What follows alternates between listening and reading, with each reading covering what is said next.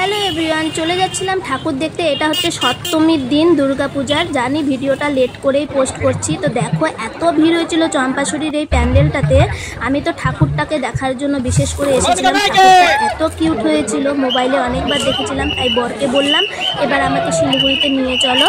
তারপরে ওখান থেকে বেরিয়ে একবার দেখো আমার অবস্থাটা, এত বাজেভাবে ঘেমে গিয়েছিলাম, এত ভিড় হয়েছিল ওই দিন। তা আমরা সেদিনকার মোটামুটি ভালোই ঠাকুর দেখেছিলাম। ওই দাদা ভাই প্যান্ডেল, মানে আরও অনেক আছে, তো যেগুলো আমি অত নাম জানি না।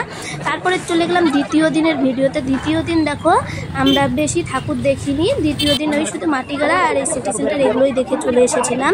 তো দ্বিতীয় দিন এই যে আমার মেয়েকে নিয়ে এখানে ঠাকুর দেখতে ঢুকছি। তারপরে চলে গেলাম তৃতীয় দিন। এই দেখো তৃতীয় দিনের দিন আমার বরের সাথে একটা ছোট্ট করে রিলস বানিয়ে নিচ্ছিলাম। তারপরে আমার বান্ধবীদের সাথে কত হাসাহাসির ভিডিও। দেখো আমার মনের মানে ভিডিওতে তোমরা দেখতেই পাচ্ছ আমি কতটা খুশি আছি বান্ধবীদেরকে পেয়ে। তারপরে এই ভিডিও করছি, আমরা হাসাহাসি করছিলাম, ঘুরছিলাম, খুবই মজা হয়েছিল। তার সাথে তো আমাদের বাচ্চারাও খুবই মজা পেয়েছিল।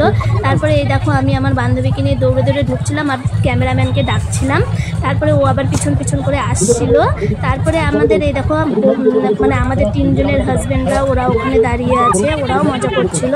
তারপরে ওখান থেকে চলে গেলাম। আমরা তৃতীয় দিন মানে বেশি মজা করেছিলাম। তা আমার এই ভিডিওটা তোমাদের কেমন লাগলো আমাকে জানাবে। আমি জানি তোমাদের বড় বড় ভিডিও তো ভালো লাগে না, আমি ছোট ছোট করে ভিডিও তোমাদেরকে দেখাবো।